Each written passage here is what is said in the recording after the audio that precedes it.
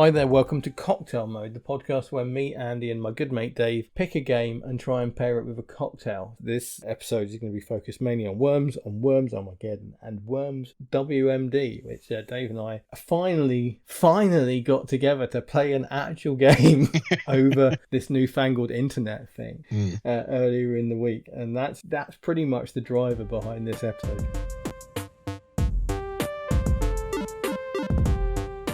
One of the things we should do before you go into this is just establish what Worms is for anybody who's never played it. So yeah, Worms on the off chance. I mean, and it is a very slim chance. It's like describing Tetris. It's one of those games that feels like it feels redundant. To describe it. 2D procedurally generated landscape. You have one team of worms, 4 worms originally on each team, and then you are given a weapon. Weapons start off quite basic, like hand grenades and bazookas. And sort of progress to homing missiles, airstrike. And as the series and the game goes on, they get increasingly more bizarre and hilarious. Cluster bombs, banana bombs, which is a cluster bomb with like the RNG ramped up to 99.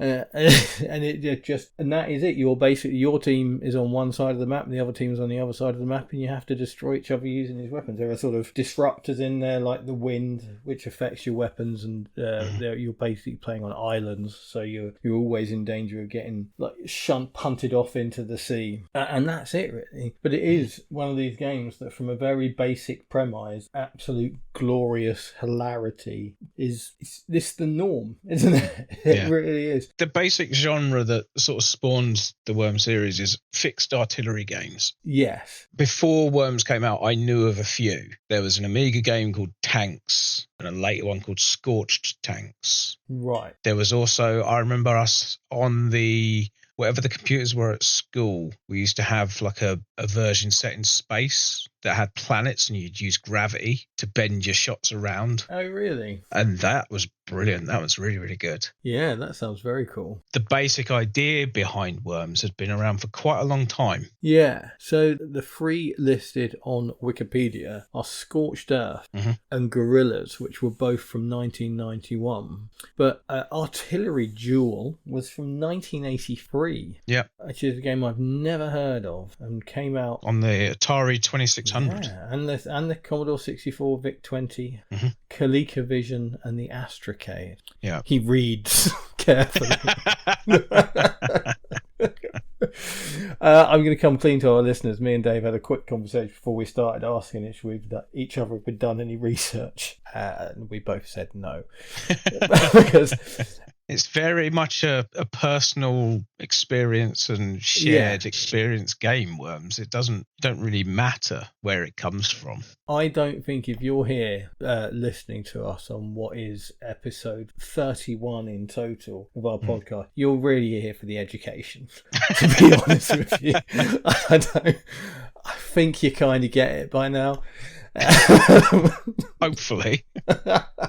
I was just wondering, because I've just clicked through live to Artillery Duel and wondering if this was the first ever one. If you look around the various links on that Wikipedia page for Artillery Duel, if you look at artillery game as like a subject, it does list a game that came out in 1972. Oof. So we're talking very, very early. Yeah. One of the first artillery games that's known of was text-based. So you just presumably type in coordinates, which would be probably the actual experience of artillery, because you don't see what you're shooting with an artillery piece, do you? You have somebody on a hill with a pair of binoculars saying left a bit, right a bit. Yeah. Oh, yeah, that's fair. Yeah. Wow. So yeah, as a thing, it's been around long time, possibly, in fact, definitely pre-Space Invaders. Yeah. So as a genre, it's older than what most people's idea of the first games is. That's crazy, isn't it? Genuinely, like, bizarre to think of, but I guess, yeah. Yep. There's Artillery Simulator on the Apple II in 1980. In 1979, Atari released Human Cannonball for the Atari Video Computer System, which was that the precursor to the 2600? Oh no, that is the 2600. Yeah, I was saying they're the same thing. Yes, yeah. Now I see a picture of it. I recognise it. That glorious wood. Excuse me? It's just the way these trousers are rocking up. In the artillery game section of Wikipedia, it says artillery games are usually turn-based. Yes. How brilliant would it be if they're not? Yeah. Imagine if there is an artillery game where for like, I don't know, 6 players at the same time. Yeah. All playing at the same time rather than turn-based. Absolute madness. Have you ever played Rampart? Oh, I love Rampart. Technically, love that's Rampart. an artillery game that's real time. Is it? Yep. It literally has artillery pieces in it. Yes. You shoot at someone's castle, and you have the Tetris mid-game bit where you rebuild your castle. Such a brilliant game. That's awesome. You ever played it in the arcade with the trackballs? I think it was the first time I ever played it. Was in the arcade, and I would guess it's someone's gone, there's that Tetris game and there's these old artillery games. Yeah. Hang on a second. Somebody got drunk, woke up with this thing, just Tetris and artillery games. What the hell does that mean? I think I spent the majority of season 1 referring to the Game Boy versions of games. Season 2 is going to be all about the links, because there's a great port of Rampart on the links. I noticed you've also dropped your constant mentions of Lotus Turbo Esprit on the Spectrum. For now. Had you forgotten and I've just reminded you? I'm waiting for the GTA episode. Oh, God. Which I'm going to hijack. Oh, okay. Fair enough. It will become the Turbo Esprit version.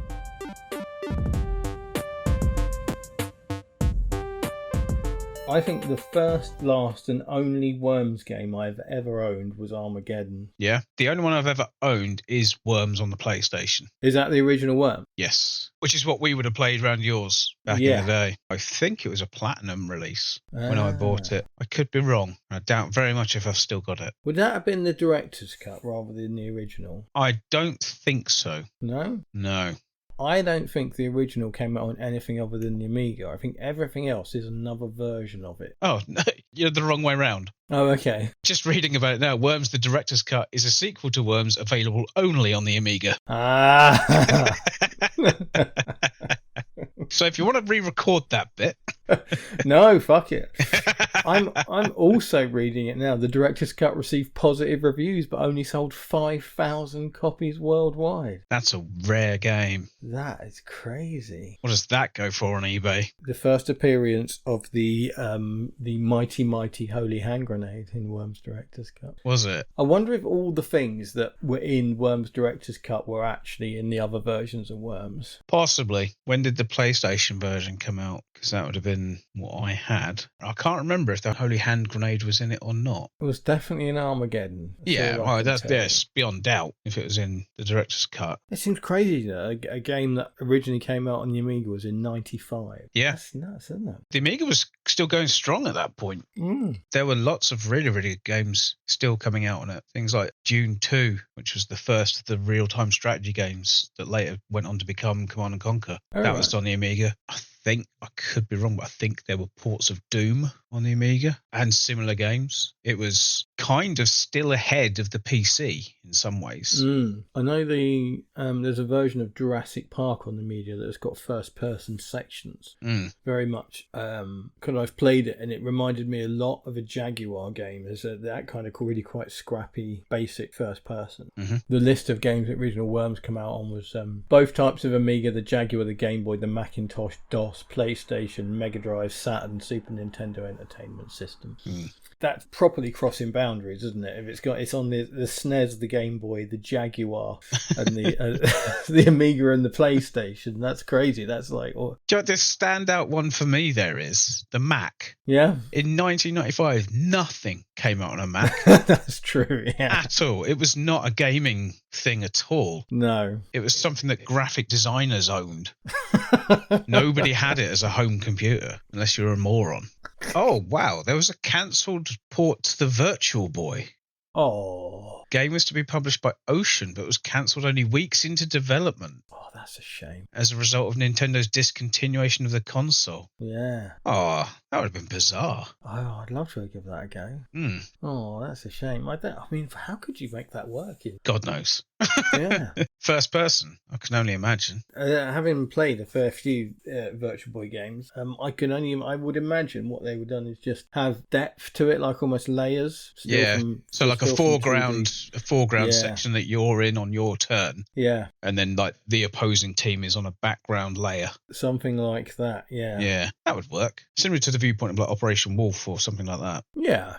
Yeah, I wonder if I've just seen that it's on the Wikipedia, that it is listed in this book that is 1001 video games you must play before you die. Right. And in that, it points out, it's a really good point that Worms is possibly the first game to ever really understand the value of gaming as a social thing. How much extra two-player mode can bring to a game. I know there were obviously two-player, and for years and years there were only two-player games. I mean, Pong. I think I'm not even sure the original Pong had an AI. I think it was only ever two-player. Well, it's difficult to write. Yeah, exactly. Yeah, especially everything was so basic. But I think that's a pretty good point. I reckon. I can't remember before that because I'm not a big multiplayer game person. I've played a lot of. I mean, I remember playing quite a lot of Mario Kart and a lot of Street Fighter when it was about being in the arcade next to somebody and then recreating that at home in the SNES and PlayStation. Yes, but Worms was as a single player game, it's deeply lacking. It doesn't. Yes. I haven't played many because there are, I think, getting close to 20 different versions of Worms. 22 actual Worms games and then 5 random spin-off games that are like pinball, golf, and Worms Rumble, whatever that is. I mean, sadly, Worms Kart got cancelled, so we never got the joy of that. Worms Kart. Actually was an idea that they had. Brilliant. I love it. I mean, for fuck's sake. That's the thing. Everyone goes, right, Mario Kart was good. How can we do that? Yeah. And so, yeah, it was going to be called Worms Battle Rally. Oh, okay. So, yeah, that's about as far as it got, but it died very quick. That was sort of Worms 3 era. So where was Worms 3? 2003. So, yeah, they just basically kept churning them out, didn't they? Team 17. There was not a lot of gaps. When you look at the timeline, there's not a lot of years with a gap in. Thing is, though, I'm guessing they were a fairly simple thing to make. Yeah. Because there's not really a lot going on there, is there? No, but it's how do you keep it fresh? Do you know, how do you get people interested? Because I certainly wasn't. I played it a lot on the PS1 as Armageddon rather than the original. I definitely played the original. I don't remember how, where, who, what version. I had it. I would have bought it around. That makes sense. And I got Armageddon, which is I say is the best version. I think I must have tried something and it been shit. I think it might have been on a version on the Wii. Oh, okay. Possibly Space Oddity. Yes. Right. Space Did that come out in 2001 by any chance? No, it was the Wii era, so it would have been somewhere between 2007 and 2012. Oh, okay. I've always harked back to Armageddon as the Worms to play, and I think that's probably down to the Holy Hand Grenade. Surely it's the sheep. And the sheep. Or the ninja rope / dynamite combination. I think the ninja rope is the thing above all else that leads to hilarity. That's when you really dick yourself over. I think, I'm not even sure, it might even be in the original, but I think the thing for me that sums up Worms the most, and I failed to find a cocktail that I could make or even sounded nice for it, is the banana bomb. Because the banana bomb is this great idea. It's this mass of high explosives, and it should be devastating in its impact on your enemy, and ends up just being an absolute mess every time. Especially if you just throw it straight off the screen or into some water. Or drop it at your own feet. But that's what Worms is all about, isn't it? It's all about that. The fine lines between genius and absolute fucking chaos. But that's half the fun of it has always been for me, the failures. Like, what did you do stupidly to make you lose? Not the amazing thing that you did that made you win. Yeah. The stories are always, I did this hilarious thing once with a sheep where it bounced back at me and blew me up and took out my entire team in one go. Nobody's story is about playing playing Worms are the amazing thing that they did. Well, you say that. Well, it's the amazing thing that they did that resulted in their own death. But you say that, but I can't help but hark back to when we were playing Worms WMD the other day, and I pulled off my second shot on that shotgun with 2 seconds to spare and punted your guy into the ocean. Made me very happy. That's fair. To be fair, something as simple as a prod, knocking a worm off a ledge to his death, I take away a lot of pride from that. Yeah. Behind everything great about Worms is this brilliantly judged sense of humour, isn't there? It is really a genuinely funny game, and I don't think you can take away how important it is. As a player, even though you're playing it and you're doing all the things, the fact that the tools it can gives you normally have hilarious effects, like a well-placed prod, like a completely failed kamikaze, like the attempt to ninja rope over a chasm that ends up with you going straight up in the air. Yeah. Or when you're just literally just walking along and you don't see the landmine. Shit. At this point, I have to say apologies, Mrs. H, for all the swearing. We're doing it already. Gemma's dad listens to our podcast with the volume turned up very high. And so her mum has to listen to us swearing at each other for an hour and a half every Tuesday. What a selfish What's her name? Sandra. Sorry, Sandra. We won't say fuck or bugger again.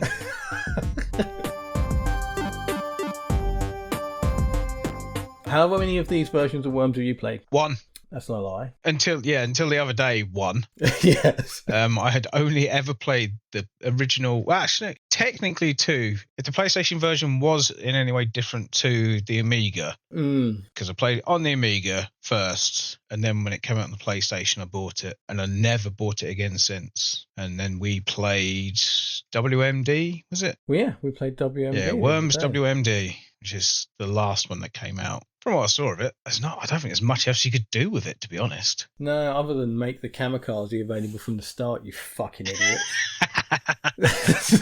That bothered you so much more than it should. That's somebody. I hope someone's done a mod. I haven't looked yet. just what a stupid decision. It's the brilliance of the kamikaze is it is exactly as it sounds. It is when all else is lost. Yeah. Sometimes it is the best thing to do. Sometimes, especially if you're on like a flat bridge or piece of land. Yeah. And you can take 2 or 3 out. Yeah. Yeah, I'd say it really feeds into the feel of like more chaos than design, and in that whole thing of being a pixel too low and just flying right underneath people as you try and do it. Or not seeing a landmine. That's going to be a common thing that I come back to. The amount of times it used to happen, I'd be ninja roping down somewhere and concentrating so much on what I was doing, I just wouldn't see it. You're gonna beep, boom. Beep, oh, beep, beep. Not again. One of the things I did used to love doing with landmines was shotgunning them off of something. Yeah. To go down to someone who was lower down. That was a great one. Even with the original loadout and how limited it looks compared to the likes of Armageddon and WMD, it was still, it just allowed so much creativity, didn't it? Like building up little girder dens and trying to hide, bury yourself. Well, that's the thing. There was very, very rare instances where there was nothing you could do. Yeah. There was always something you could do. You were never left completely screwed. Yeah. And on the odd occasion where there was literally nothing you could do, fuck it, I'll just jump in the water. Just get this over with and let's start another game because this has stopped being fun. Yes, exactly. Yeah, when you're just like hiding. Yeah. And it doesn't make it fun. So in WMD, for anyone listening who's not played it, they've created sort of a crafting mode, and when it drops in the same way it does weapons drops, it drops these blue chests and they contain items, and you collect certain items, combine them and open up new versions of things like a sheep launcher. I mean, the sheep launcher was apparently available from the start in other games, but for some reason they've locked kamikaze behind this as well. But there are all sorts of nuts things that are behind this crafting menu. It seems to me like what they've done is that it has made you not sit in one place. Yeah. Because you've got to go and collect the crates to do it. It's to encourage you to move around, and I like that. I think that's a good idea. Find a way to encourage people to move around. But I just think, putting the kamikaze behind it's not good. Not good.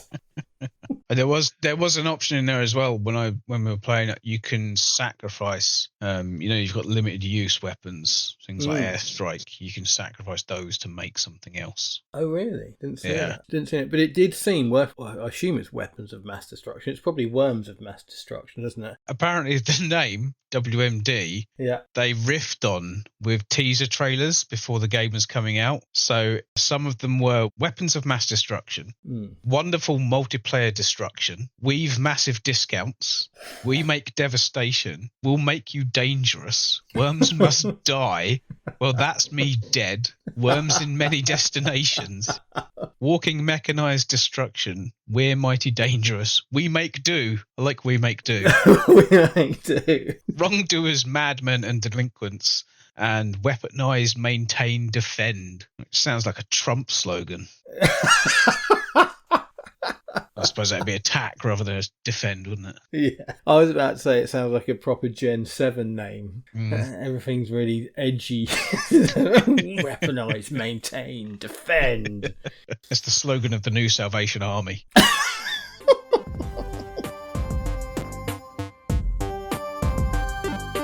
So you didn't play Armageddon? No, I'm just looking at when it came out. I find that quite hard to believe because I had it and loved it. It did What not was it come on? out. PS2? PS1. Yeah, no, I'm 99% sure the only one I ever played was Worms. That's interesting. Armageddon was meant to be the final game in the series using 2D visuals, but Sega approached the company and asked them to develop an online version for the Dreamcast. Did that become world past? Yeah, they're planning to turn it fully three-dimensional, which became Worms 3D, which I guess didn't go down very well because they went back to 2D quite quickly after that, didn't they? It just seems like such a weird game to have so many releases because I don't understand how different they can be. The thing is, I don't think they necessarily need to be. I mean, as a new console comes out, it's like Tetris. Yeah. It's a simple design classic. Whereas Tetris is very much a single-player experience, Worms is a great multiplayer experience. And just, every time a new console comes out, chuck out a Worms game. Yeah, I guess so. We've got the formula, we've got all of the stuff we've done over every single version. We can just sort of create a mishmash of everything and just bung it out. I mean, not to take anything away from the guys who made and continue to make Worms, but it's a simple thing. It's a tried and tested formula. Yeah, no, I think you're probably right. I think party games probably more than anything else don't really evolve because they don't need to, because the kind of people who will play them like early on in the life of that console and then move on to other things. And by the time the next console comes around, it's a new audience finding it rather than me or you playing the 15th version of Worms that we've owned. Because you just wouldn't, would you? Once you bought one, you'd probably just stick with that one. You just don't need to, do you? I think no. That's what I mean. I think there is I don't know. It's quite cynical, isn't it? There's a new console, let's release new Worms. A few of these, I've just been clicking through all the different versions, and a few of them are mobile only. So there's that. Favourite weapon? Ooh, I love the minigun. I love the sound of the minigun. Oh, the sound of the minigun is great, but just that moment when you stand on like the edge of a ledge, pointing down at somebody, because if you do it along like open ground, they're just going to sort of fly and most of the bullets will miss. Yes, that's what I was about to say. But if you get somebody like in a crater where they're like going to be forced back into a wall effectively, then it really does a lot of damage. It's not by no means the best damage weapon, but no. I love the way it works and I love the sound of it. Yeah. But I think, generally speaking, you've got to say the sheep or the ninja rope dynamite or, fuck it, all of them. There's very few bad weapons in there. Don't count the blowtorch as a weapon, so don't shit on the blowtorch.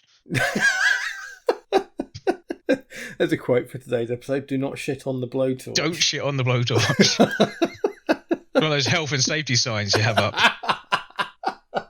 It's like, before you said it, I hadn't thought about doing it, and now you said it, I can't think about anything else. The thing I always say is that whenever you see a sign that says "Do not do like X stupid thing," someone's done it. That's why the sign was made. Yeah, absolutely. I think the weapons that sort of resonate and that would stick in your memory, and I say stick in your memory, this game's fairly current still, but I think it's are the ones that have the potential for both the most destruction and the most chaos. I mean, you've obviously got a clear favourite in the kamikaze. I think based on your lamenting of the fact that it didn't exist in Worms WMD. I hadn't thought of it until it got to that point in the game. Until it was taken away, you didn't realise how much you wanted it. Exactly, yeah. If you'd have asked me what my favourite weapon was, I would have never have picked kamikaze in a million years. Yeah. But when it wasn't there, I think that's probably like, it's just a bit of me though, the kamikaze. It's just a bit, I love the fact that when all is lost, all is not lost.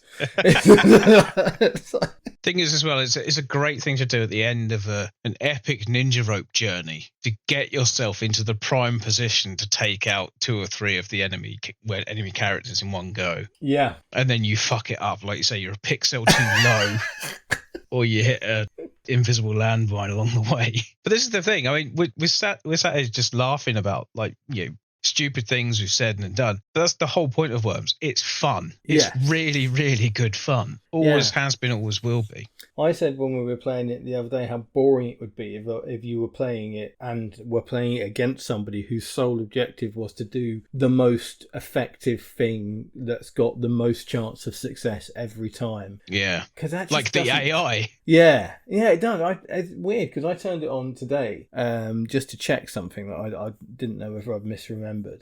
And so I played a game against the AI, and it does. The AI, even like on the most basic level, it's like fired a bazooka into the wind that curled itself back and didn't directly hit my character, but it was pretty damn close. And you're just like, that's just a bit dull. That's no person would ever have thought to do that. No. Or if they did, they'd have missed spectacularly. Yes, exactly. And if they didn't, then you're not playing the game right. Yeah. One of the reasons I know that I owned it is because I have got memories of playing it single player against the computer. Yeah. It was just dull. It wasn't anywhere near as fun. I mean, you get the personal satisfaction of winning, and there'd be the occasional funny thing where it did something wrong. But I always thought it felt like it was intentionally programmed to not be optimal. Right. Like it would do the occasional stupid thing like trigger a landmine or miss a jump or something. And every time it did it, I just thought, it's been told to do that. Yeah. It's not happy about that. It'll get me on the next one. But yeah, no, I'm not sure. I can't remember really ever playing it single player because it's, as you say, the human component of it. There were talking about Mario Kart earlier. I played endless Mario Kart against the computer. Obviously not in battle. But how much? I was going to say, how much battle mode did you play? Well, you can't play battle mode against the computer, sadly, or not sadly, because it'd probably be rubbish. But yes, I think that's the thing, isn't it? It's just the game is set up to be a 2-player game, and I normally hate that sort of thing. It's not, again, one of these games we talk about that doesn't really fit into me. I don't like. I like a game, even Street Fighter. My favourite Street Fighter games are the ones with a really good single player mode. Yeah, like Alpha 3's got a great single player. But I don't know if any of the Worms games have tried to do an interesting single player mode. So I've only ever played Armageddon, the original, and now WMD.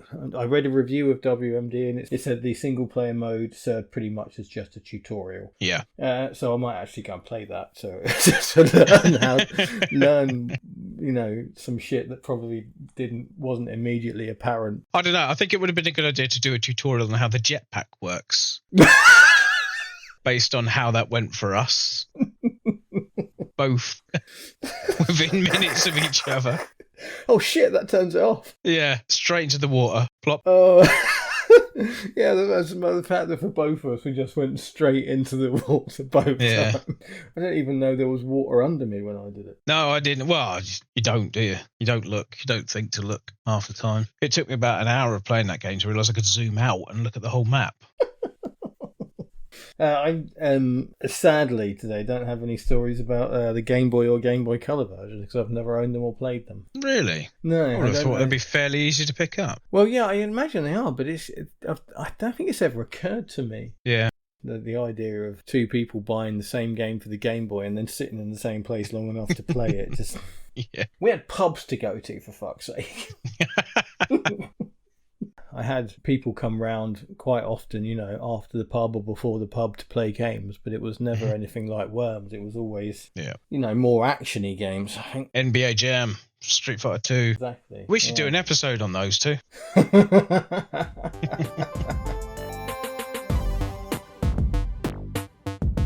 Desert golfing, Golf on Mars. Yeah. Variations on the artillery game genre? I would say so, yeah, because they feed off that central basic idea of trajectory and power. Yeah. That are the very base elements of these kinds of games. Because that's realistically the only thing that is important in artillery. Is the angle of fire, direction of fire, and power. If power is not a variable, like with a fixed gun in real life, or a computer version where it doesn't give you a power bar, then elevation and direction are the only thing that matter, and potentially wind speed and direction. Yeah. And gravity, if you're not on Earth, I suppose. So yeah, there's quite a lot of elements to an artillery game now to think about it.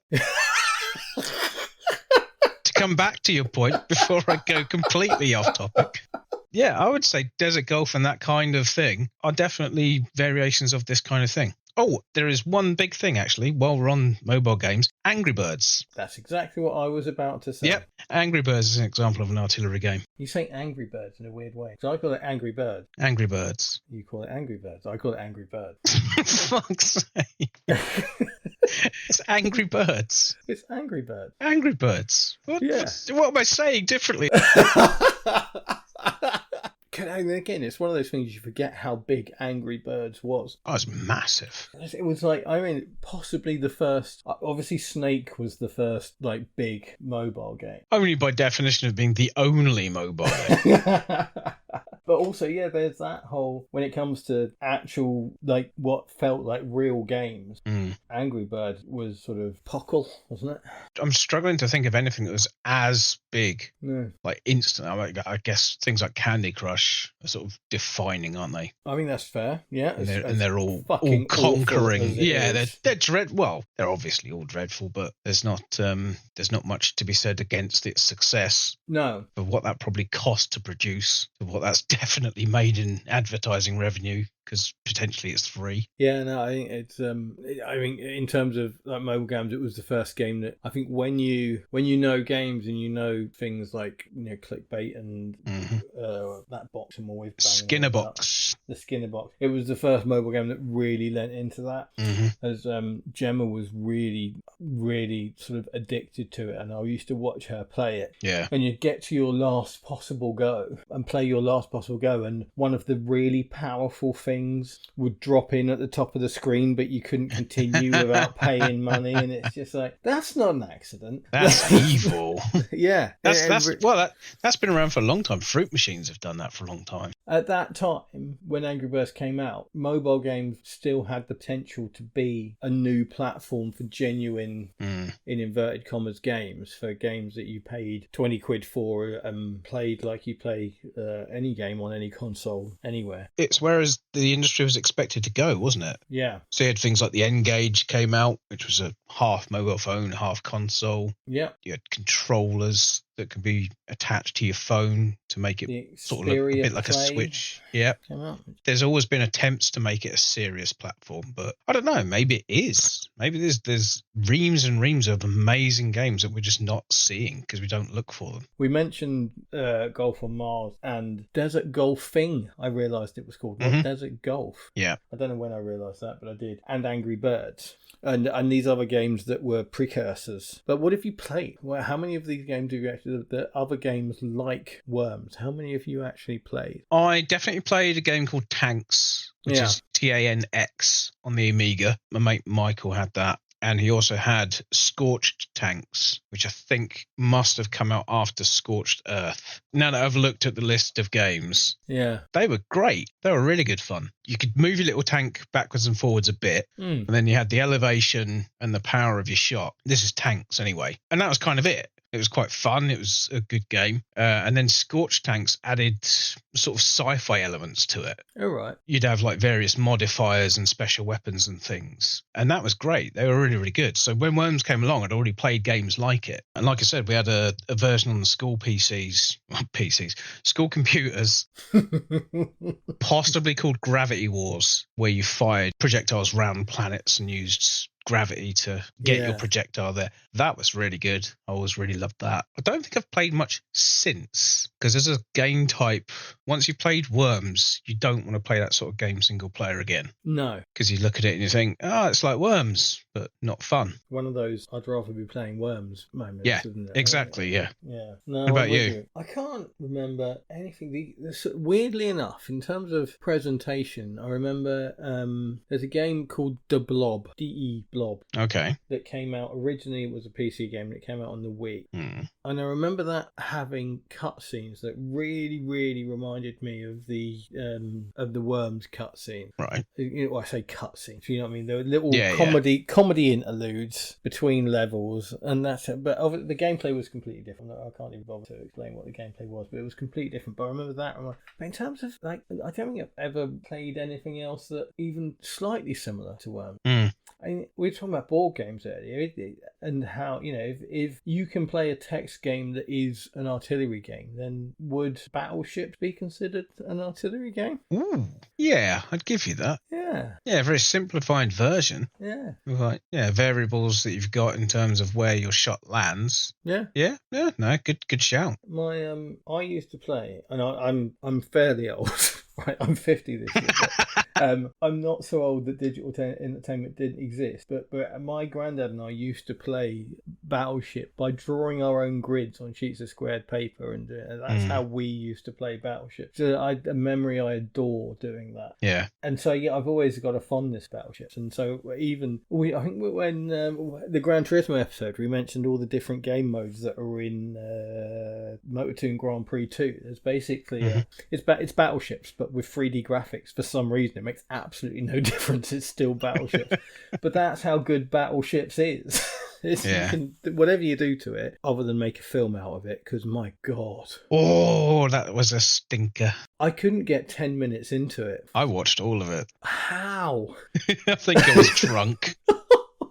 Yeah, it was shit. Oh, the sequence of events of Battleships is the sequence of events. Quite a lot of films that I watch, which is my wife's gone to bed. It's at least an hour and a half until match of the day. I might as well watch a film. That's like, and I've watched some brilliant films because of this, but also I did some shit.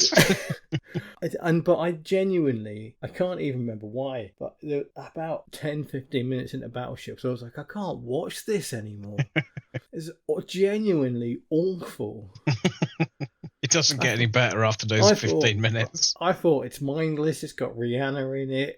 You know what I mean? Surely I can get through. Did it? No, that was what the big selling point is. Rihanna's in it. Yeah, I can assure you that's not why I watched it.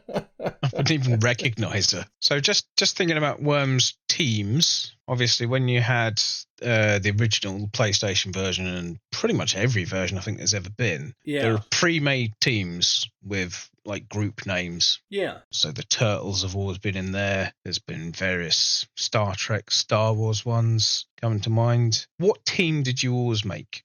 Street Fighter.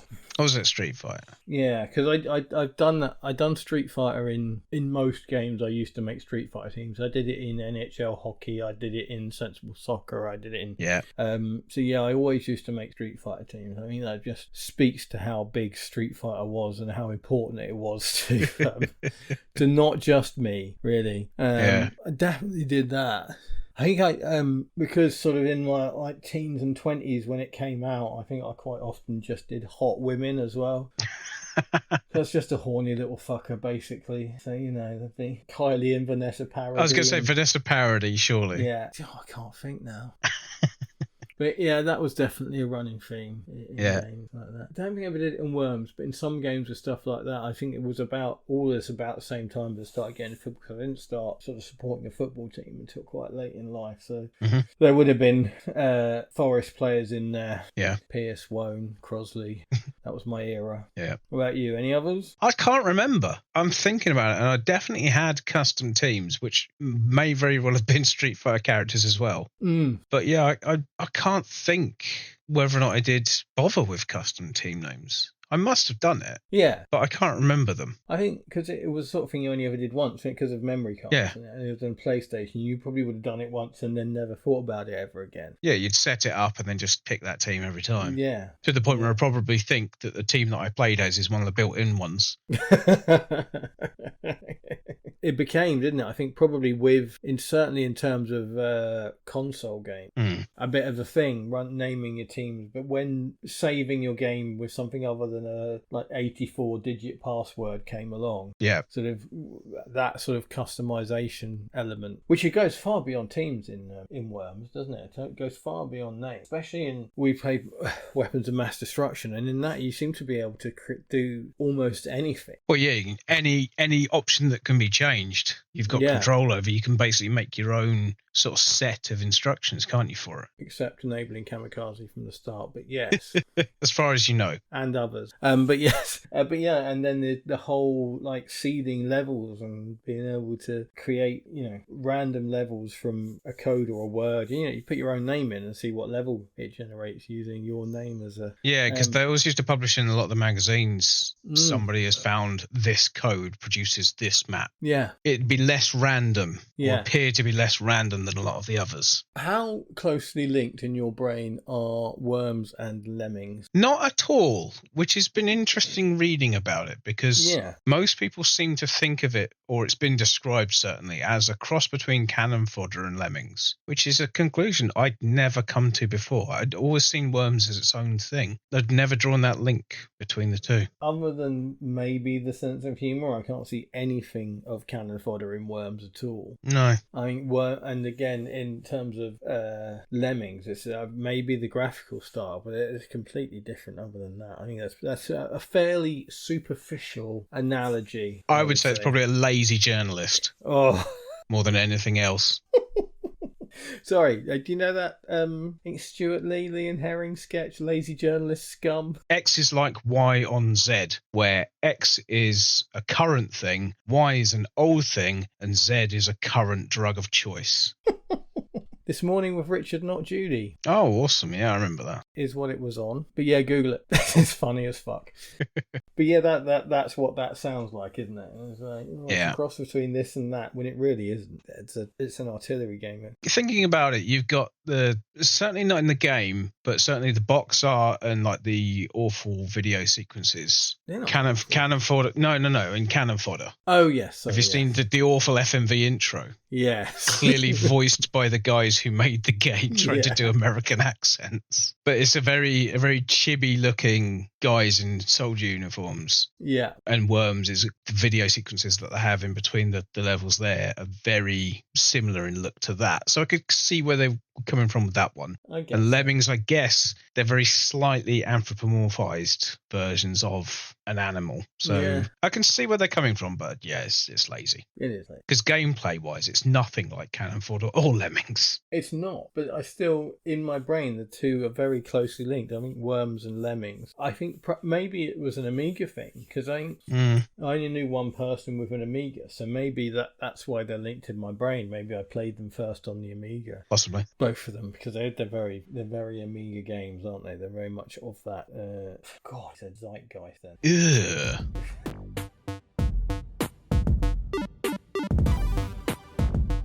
Music. Music's always the thing we forget about. But maybe not the music, but the voice samples are brilliant, right? Yes. And iconic. And actually, thinking about it, that may be a link back to Lemmings, because you had the Lemmings originally when the Lemmings would die. Yeah, they do the oh no thing and then explode, whereas the worms are very similar and things like that. So yeah, I'm starting to see it a bit more now. That's a really good point, actually. Yeah, because the voice samples that the worms use during the game are great fun for a short time. Anything where you play it for a prolonged amount of time, there's only so much like canned responses you can hear. Yeah. Before you start to think, I'm turning this off. Because you mentioned it when we were playing the other day. WMD came out in 2016, so nearly 10 years ago. Yeah. And it's just Bob Ross joke after Bob Ross joke. Yeah. Oh God, painful. There's got to be as you said, everything seems to be customizable, but maybe it was the team names or something. But oh Christ, yeah. And it's a shame because, I think why it was funnier in the original is it didn't happen quite so often. When it's happening every single time you fire a weapon, every single time you die, every single time somebody gets damaged, just gets a bit much. But you'll regret that. And nutter and incoming are just incoming is the one I remember the most. Absolute classic. Yeah, absolutely brilliant. So yeah, and I think in terms of sound design, that's kind of the as the best and worst of it, as you've just said. I mean, other than that, the sound of the bazooka charging up is etched in my brain as well. But I've always had a really soft spot for the airstrike noise. Yeah. As the plane that you never see just whooshes overhead and drops bombs on you. And nice that in WMD, when you do see the plane, it's actually quite a cool design. Yes. It was quite a nice looking plane. It was nice that it wasn't disappointing after all these years. But, and again, talking about WMD, I said that I really miss when you fire the homing missile. Doesn't have the beeping. It doesn't have the beeping. Normally you fire and again, great sound design. It goes whoosh, and then as it spins around to find its target, it goes beep, beep, beep, beep, beep, and it didn't seem to be there on yeah, like a missile lock thing from Top Gun. Yeah, yeah. So yes, I might have had a Top Gun team of worms. Oh, that's a good shout. Yeah. Or there was one already in it. Yeah, don't know, but that's a good shout for names if it wasn't. But yeah, there's I was about to say, the more I think about it, the more I realise the sound design was actually really, really good, because it's like the beeping of the landmines and the of course the hallelujah, pure genius. I just think the more I think about it, it's very, very, very cool sound design and a very, very catchy theme tune. We're in a game that's fairly minimalist in what you do. Yeah, everything else should be quite good. Yeah. This is my cocktail of choice for today. Oh, hang on, let me look at you. What you got? Let me finish it. Hold it up. I saw so many. What's your main ingredient? Tequila. Ooh, what's your second ingredient? Cointreau. Well, supposed to be orange chartreuse. Oh, that's interesting. What's your next ingredient? Lemon juice. Yeah. Cointreau, tequila, lemon juice.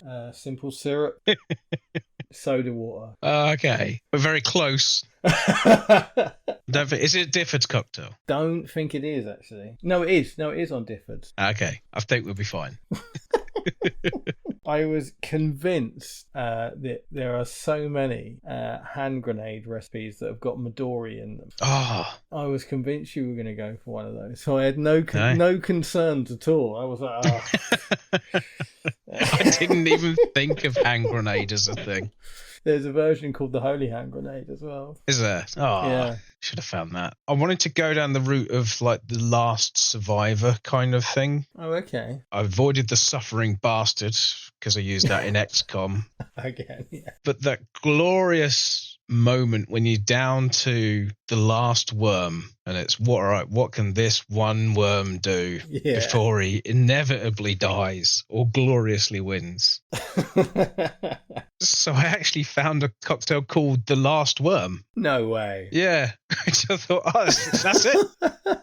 That'll do. Yeah. That's exactly what I want. Because that for me, all of these sort of squad-based games, there's always that moment. The story you tell is that time when everyone else is dead and your last surviving soldier somehow manages to wipe out the entire rest of the team and get you the win. XCOM is the best example of it, but Worms is a very close second. I think I told a story in the XCOM episode about Rebel Star 2 on the Spectrum when I was saying it, and I had that one guy I was trying to get to the exit and just right. It is always, you're right, it always comes down to that. I had the one guy that. So yeah, it's The Last Worm, which I think may have been a pun on the last word originally, but it's kind of lost here. But it's the history of it that's on. Oh, it's not a Difford's cocktail either. It's on another thing. I think The Last Word is like a classic cocktail. Yeah, it does say the history is it's based on Peter Polson's Word from Jalisco. I omitted the smoked salt from the drink and rimmed the glass with sal di Casano, which is worm salt. Also increased the pineapple syrup slightly. So there's not really a lot to go on. But it did lead me down a little bit of a rabbit hole in looking into the history of the tequila worm. Oh, yeah. Which is a myth. It's never been a thing. Really? There was occasionally bottles of mezcal might have it in, but it's just never been a real thing. It was used as a marketing ploy when tequila and mezcal started to get exported to the States. Really? There's like a macho thing of, do you dare to drink the worm and all that sort of shit. So yeah, what we know as one cultural thing that we know about Mexico is fake. It's just made up. Wow. Which is quite funny. I thought that was quite interesting to find that out. That is quite interesting. Also ruined the best gag in Terminal Velocity. Is that the Charlie Sheen film? Yeah, if you've never watched the Charlie Sheen film Terminal Velocity, I encourage you to do so immediately because it is there is a stunt in this film, and this is an era now when stunts are starting to gain a bit of credibility again, and there's even there's a drive by a couple of very high profile people to get stunts recognised by Best Stunt Oscar to try and bring the craft back because everything is done with CGI. But back in the 90s, before that happened, very low budget film Terminal Velocity, low budget action film with Charlie Sheen, and I can't remember who the girl is in it. It's about skydiving. Is that where Terminal Velocity comes in? Yeah, so he's a skydiver. I think he's a skydiving instructor that gets embroiled into some spy shenanigans. Yeah. And I don't want to, again, spoilers for the film, but not really, because you have to see it to believe it. There is a stunt in this film where a guy drives a car out of the back of an aeroplane and then gets out of the driver's seat around to the boot to pull the parachute out of the boot and put the parachute on. And then get himself safety. And it's all stunts. And yes, obviously there's editing. And yes, obviously there's, it's not Charlie Sheen, for fuck's sake. As far as you know. Well, yeah. I imagine Charlie Sheen was too drunk to do that scene. Coming back to The Last Worm. Yeah. Apologies for American measures, because I don't know what these are. 3/4 of an ounce of mezcal, 3/4 of an ounce of reposado tequila, 3/4 of an ounce of herbal liqueur or green chartreuse, 3/4 of an ounce of maraschino liqueur, 3/4 of an ounce of lime juice, and then 1/4 of an ounce of pineapple syrup. So I think that's going to be quite nice. Most of those are about 25 ml. Yeah, I would have thought it's a shot. Yeah. Shake all the ingredients together, strain over ice into a lowball glass rimmed with sal di Casano, which is worm salt. When you say worm salt. Yes. What exactly is worm salt? I'm glad you asked. It's made with worms. It's basically it's salt with worms sort of ground up into it. Effectively, it's a seasoned salt where you presumably dry and then grind up worms and put them in it. Why? But why? Well, you got to think things like insect larvae make up the diet of about 20% of the population of the planet. It's not an unusual thing. It's just an animal. Wow. It's an animal product that you wouldn't necessarily think of to do yourself. Doesn't mean someone else hasn't thought, oh, you know what, this is delicious. I guarantee you've drunk coffee flavoured with bat guano or something. Probably. Yeah, because you like your exotic coffees and it's a big thing. I think the more relevant example is that prawns are basically insects, aren't they? Yeah. They're sea insects. And they're also bottom feeders. They literally eat shit off the bottom of the sea. But worms? They're easy to catch. Well, that's true. One of my favourite things on this planet, and I promise you this is not an exaggeration, this is judged by the fact that every time I see it, it at least makes me smile and normally makes me laugh. Right? Every single time. And it's something I see a lot, which is why I know this is one of my favourite things on the planet, is seagulls tap dancing for worms. Yes. Yeah, they pat the surface, don't they? It's just, I love it. I genuinely love it. Every time I see it, I'm just like that. This is a good day. So basically, what I want is a pet seagull, so I can send it out to tap for worms, and I can catch them and make worm salt and sell it for probably a massive premium. Well, I don't know. I mean, the Eastbourne sandworms probably aren't quite the same as ones reared in Mexico on agave cactus. I'd try it at home before releasing your product, mate. Don't invest too much. Don't give up your day job. This is on a website called Kindred Cocktails. Hello, Kindred Cocktails. We'll drop you a link in the description. Definitely give them a shout out. In fact, we just did. Yeah. So what is your cocktail of choice for worms? So in what I like to call the Dave style, I've got two. So the first one that I considered, not a different cocktail, called the Kamikaze. Fairly standard for you? Yeah, we've banged on about how much I missed the Kamikaze from WMD, one of my favourite weapons in the game. So it came up. There's a few variations on this. The original recipe was equal measures vodka, triple sec, and lime juice. The one that I found was a bit better was more vodka. So 1.5 ounces of vodka, 1 ounce of triple sec, 1 ounce of lime juice. But it's not very interesting. It's nice enough, My primary reason for potentially choosing was the fact that I've got a lot of those things. I have a lot desperate of vodka to get rid of triple sec. Yeah, I've got a lot of vodka and a lot of Cointreau in my cupboard. So I was like, yes, I found a drink. Unfortunately, it's not great. Oh.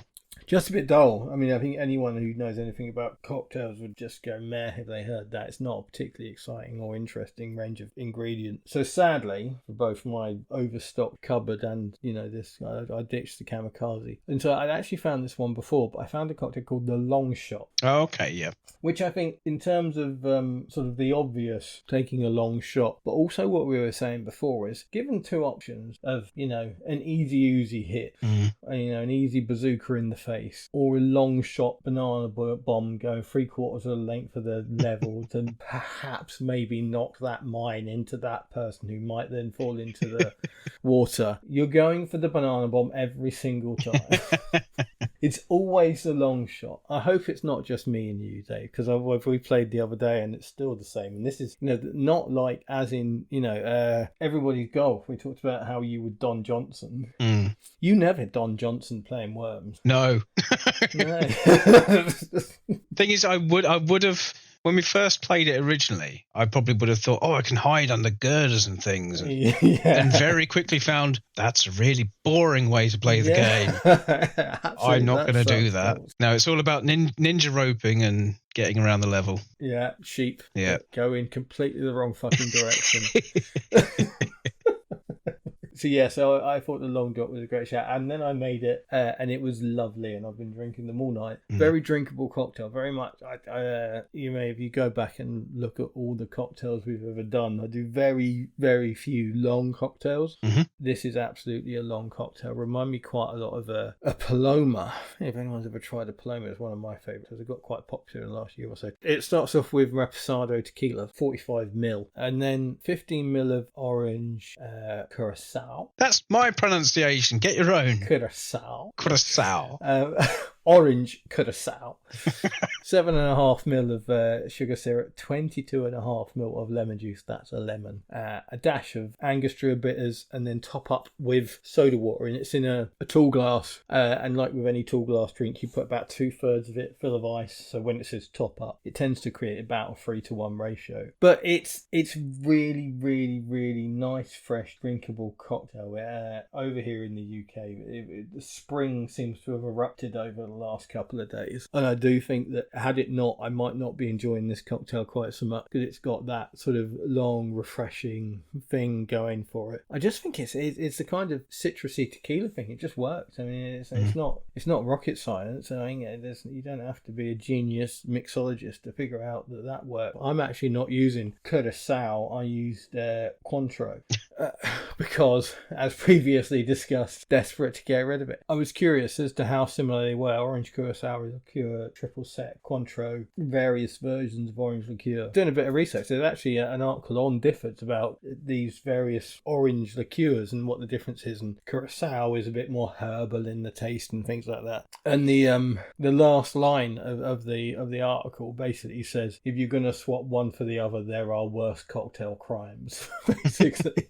And considering this one's only got 15 ml in it, I figured, I don't think that's an issue. And again, if the difference is like a herbal flavour, this has got a dash of Angostura bitters in it anyway, so I just put 2 in because that's a herbal flavour. Yeah. And I know this is a very simple approach, and I don't think anybody who listens to this podcast is a mixologist extraordinaire, but obviously I don't know how similar this is to the recipe that I'm looking at, but what I'm drinking is bloody delicious. Fair enough. So yeah, I recommend it. I would say you can do that. My recipe, I guess, for this is the 45 ml of tequila, 15 ml of Cointreau, 7.5 ml of sugar syrup, juice of a lemon, 22.5 ml here, but I've never squeezed a lemon that didn't turn out about 22.5 ml. 2 dashes of Angostura bitters and then topped up with soda water, and you'll get yourself a really nice cocktail.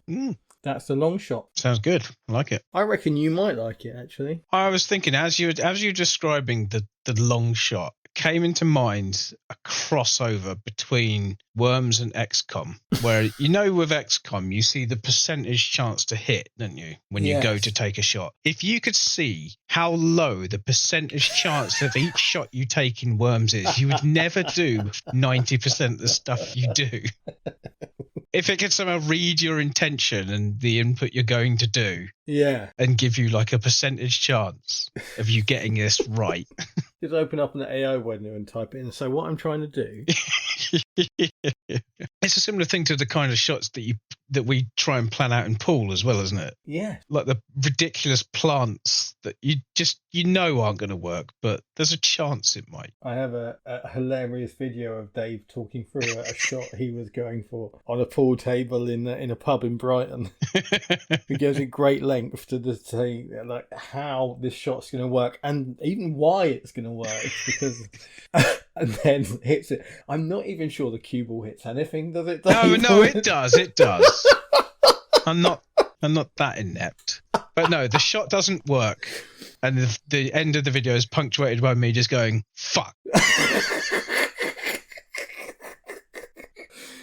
Yeah, and Worms is exactly like that. It is. Here's this ridiculously over-engineered solution to this problem that I've given myself, and I'm seeing it through regardless of the success. And it is as well. It's Worms etiquette to call your shot as much as it is important. You have to go, right, what I'm going to do.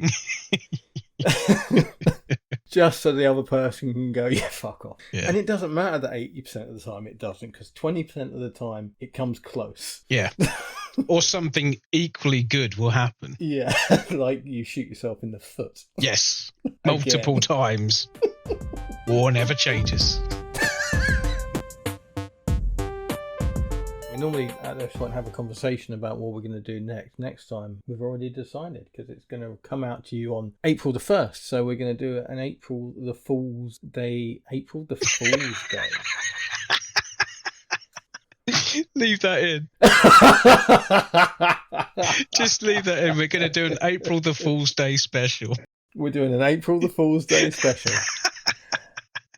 Dave and I both have fond memories of April the Fool's gags in old computer magazines. I've mentioned one before, actually. I can't remember what episode. It was the Street Fighter episode, I remembered. But yeah, the April the Fool's Day special is coming to you next time on April the Fool's Day.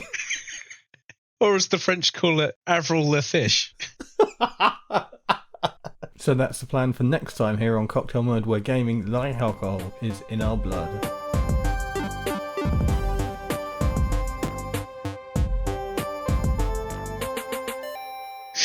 Oh, Jesus. April the Fool's Day. This is why we don't work in live radio, mate. Right. You do realise that. It's you holding us back.